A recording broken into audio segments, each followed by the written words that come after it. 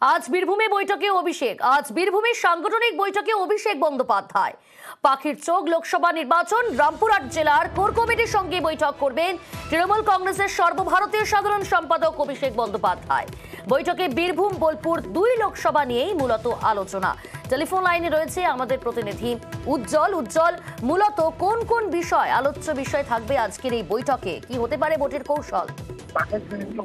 অবশ্যই দেখো, লোকসভা নির্বাচন, সেই লোকসভা নির্বাচনকে সামনে রেখে এই বৈঠক এবং সেই লোকসভা নির্বাচনের রণকৌশল কি হবে, প্রচার কিভাবে করা হবে এবং প্রত্যেকটা বিষয়ে যে স্ট্র্যাটেজি রয়েছে দলের, সেই স্ট্র্যাটেজি নিচুতলা পর্যন্ত নামছে কিনা, জেলা নেতৃত্বের কি চিন্তা ভাবনা রয়েছে, এই প্রত্যেকটা বিষয় নিয়ে কিন্তু আলোচনা হবে। কোর কমিটির বৈঠক হবে এবং সেই বৈঠকে মূলত দুটো যে লোকসভা আসন রয়েছে, সেই লোকসভা আসন নিয়ে মূলত আলোচনা হবে।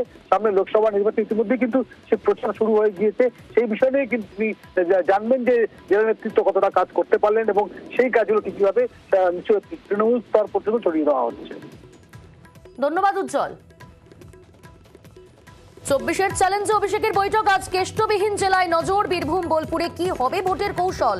রামপুরহাটে কোর কমিটির সঙ্গে বৈঠকের পর জেলা নেতৃত্বের সঙ্গেও কথা বলবেন তৃণমূল কংগ্রেসের সর্বভারতীয় সাধারণ সম্পাদক অভিষেক বন্দ্যোপাধ্যায়। তারাপীঠেও তিনি পুজো পাঠ দেবেন। আমাদের সঙ্গে রয়েছেন আমাদের আরেক প্রতিনিধি অক্ষয় সরাসরি। অক্ষয়, তারাপীঠ মন্দিরেও পুজো দেবেন অভিষেক বন্দ্যোপাধ্যায়, সেখানকার প্রস্তুতির ছবিটা এই মুহূর্তে কি রয়েছে?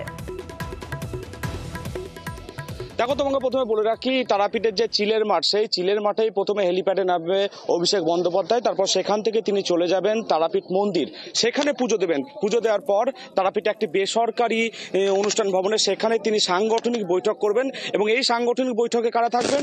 বোলপুর লোকসভা কেন্দ্রের প্রার্থী, বীরভূম লোকসভা কেন্দ্রের প্রার্থী এবং বীরভূমের যারা গুরুত্বপূর্ণ পদে থাকেন তৃণমূলে, তাদের নিয়ে বিশেষ রণকৌশল সেখানে আলোচনা করা হবে যে এই লোকসভা ভোট সেই নিয়ে। এবং কর্মীদের মধ্যে উচ্ছ্বাস দেখা যাচ্ছে চোখে পড়ার মতো অভিষেক বন্দ্যোপাধ্যায় জেলায় আসায়।